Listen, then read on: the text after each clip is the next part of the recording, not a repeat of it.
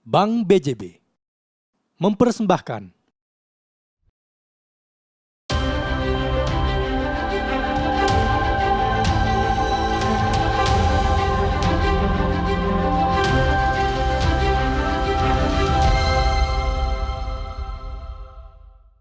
Pemirsa, di segmen 3 kita akan membahas lanjutan perbincangan masih tentang pandemi COVID-19.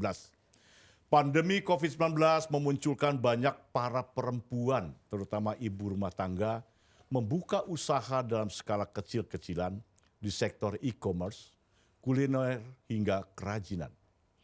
Partisipasi perempuan tidak bisa dianggap ringan dalam sektor bisnis dari waktu-waktu ternyata semakin meningkat.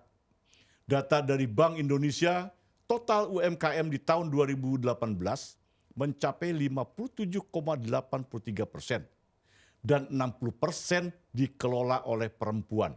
Pelaku UMKM perempuan di Indonesia mencapai 37 juta. UMKM menjadi penyumbang tertinggi pada produk domestik bruto. Pada tahun 2018 sebesar 60%, dan partisipasi perempuan dalam PDB tersebut mencapai 9,1%, serta sekitar 5% pada sektor ekspor.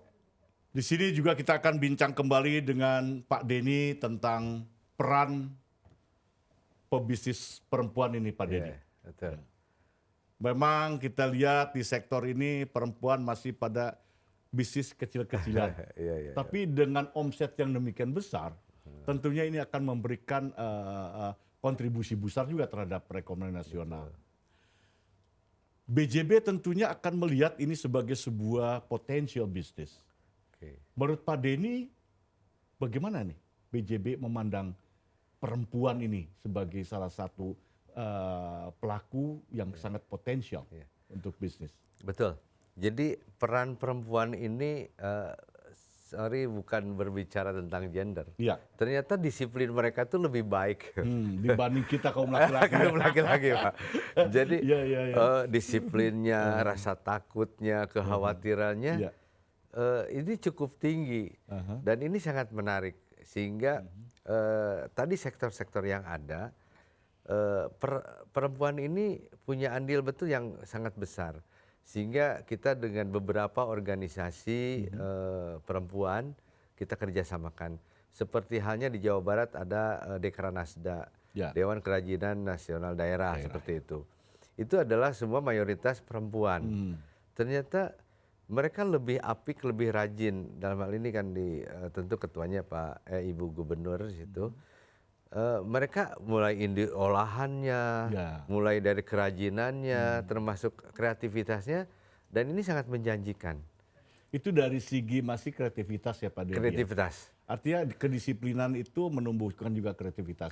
Tapi seberapa besar ketangguhan kaum perempuan dalam menghadapi real business di sektor ini? Real business. Nah, real business ini tadi kita masuk beberapa sektor-sektor di bidang perempuan. Jadi ada yang memang bapak-bapaknya misalkan ASN lah Pak. Mereka pegawai punya penghasilan tetap. Ternyata di rumahnya ibu-ibunya punya kegiatan usaha. Sehingga ada beberapa yang kita pembiayaan ke arah situ. Yang kedua juga kita ada namanya BJB Mesra. Masyarakat Ekonomi Sejahtera di lingkungan rumah ibadah.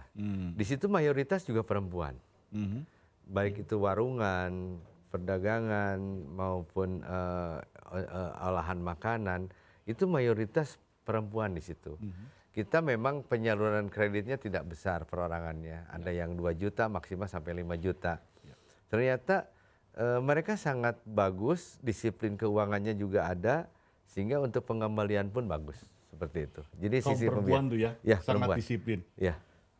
Tapi ketika kita bicara bagaimana mendrive kaum perempuan, ini kan perempuan bisa jadi sebuah fenomena dalam pemulihan ekonomi nasional di era COVID ini. Nah, cara mendrive mereka Pak, selain tadi pendidikan dan sebagainya, BJB rumusnya apa Pak kira-kira Pak Denny? Sehingga Pak Denny begitu yakin bahwa kaum perempuan ini bisa berhasil. Bukan soal gendernya Pak. Iya, bukan soal gender, betul. Tidak bisa jadi memang program ini sebetulnya tidak memisahkan gender. Tapi peserta yang ikut dari kaum perempuan juga ternyata cukup banyak juga. Kalau kita bandingkan dari 100%, ada peningkatan sekarang tuh sudah mendekati hampir 30%. Cukup seperti besar kalau begitu cukup besar. Nah, ini kita dorong di samping tadi pelatihan, tentu juga ya satu-satunya adalah nggak ada lagi kita pelatihan, pembinaan maupun pengembangan kepada mereka, dan mereka responnya sangat patuh lah seperti itu. Itu kira-kira kalau kita melihat dari area ya, area untuk kaum perempuan yang didanai oleh Bank BJB, itu di mana Pak? Di Jawa Barat ini terbesar? Ini tersebar Pak. Tersebar. Tapi adakah kira-kira yang terbesar daerah mana? Ini di daerah Karawang cukup banyak. Cukup banyak ya. Daerah Bandung Karawang sendiri bagaimana? Bandung juga banyak Pak. Jadi memang ini hampir merata sih. Hampir merata, Karena setiap daerah ini peran perempuan ini punya andil yang cukup besar seperti itu. Apakah peran ini, keikutsertaan mereka hanya karena sesaat saja untuk membangun ekonomi atau dapur mereka di ekonomi dalam konteks COVID, atau ini bisa langgeng berlangsung Pak? Kalau lihat dari sektor maupun yang kita turun langsung, ini langgeng Pak. Insya Allah langgeng nih ya. Insya Allah langgeng Pak, karena mereka itu ya bukan lagi menjadi side income, jadi memang ya menjadi kebutuhan untuk penghasilan kehidupan mereka, baik itu secara kesejahteraannya maupun memang untuk biaya rumah tangga yang sangat menopang dengan usaha-usaha mereka seperti itu. Sektor usaha yang paling digemari Pak untuk kaum perempuan ini apa Pak Denny? Memang awal ini adalah ke arah pakaian ya, mulai dari hijab, dan ternyata daster ini ternyata yang mungkin Bapak tidak perkirakan, ternyata ini paling laku. Pakaian buat rumahan ya. Buat rumahan untuk itu paling ibu-ibu laku juga hari ya. ini ya. Karena mungkin karena bapak-bapaknya sering WFH malu pakai itu, ternyata laku keras itu. Artinya ada juga sini untuk apa ya, mereka kaum perempuan juga untuk berdandan di rumah dengan baik gitu ya. Ternyata ini yang kita tidak perkirakan juga. Ternyata setelah kita ngadain bincang bisnis di antara pelaku mereka, oh iya juga ya. Ternyata mereka omsetnya bagus juga. Jadi gitu. sektor konveksi artinya ya? Konveksi seperti itu. Nah itu dari sisi itu. Yang kedua tentu adalah industri olahan. Industri olahan kebanyakan dari kaum perempuan adalah keolahan makanan. Makanan memang yang bukan size besar, tapi memang dari mulai cemilan dan lain sebagainya. Dan ini volumenya mereka juga meningkat seperti itulah. Ketika mereka mengolah makanan nih Pak Denny, ya, seperti tadi yang match tadi apa istilah tadi? Business matching. Apa itu? Business matching. Business matching. Memungkinkankah produk perempuan ini, ibu-ibu ini pada akhirnya akan menjadi produk nasional? Sangat dimungkinkan. Sangat dimungkinkan. Salah satu contoh mungkin kita baru mengenal yang kita seduh gula semut dan segala macam. Mereka bapak-bapaknya petani, mereka mengambil lah nira segala macam. Mereka yang ngolahnya menjadi gula semut. Di antaranya seperti itu. Kedua, kalau daerah Ciamis, daerah mana lah ya, daerah Priangan, yang membuat menjadi makanan sampai bisa ke nasional, mungkin Bapak tahu yang namanya galendo Pak.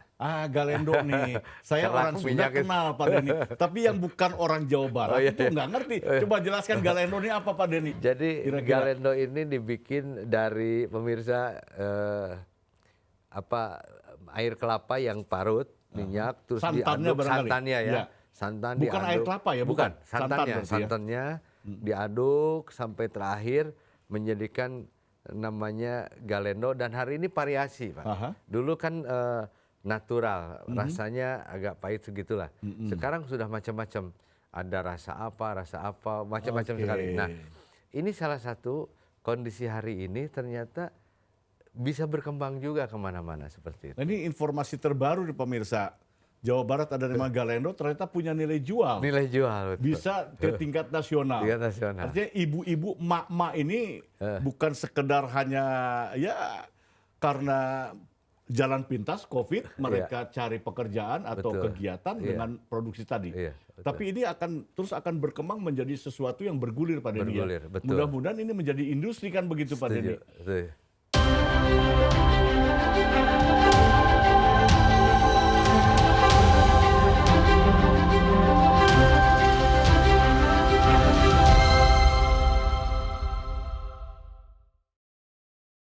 Acara ini dipersembahkan oleh Bank BJB. Bank BJB mempersembahkan sajian cita rasa perbankan yang berkualitas. Masukkan produk pilihan. Tuangkan dan aduk merata. Untuk kesempurnaan layanan finansial, campurkan dan tambahkan bumbu layanan perbankan. Untuk kelezatan bertransaksi.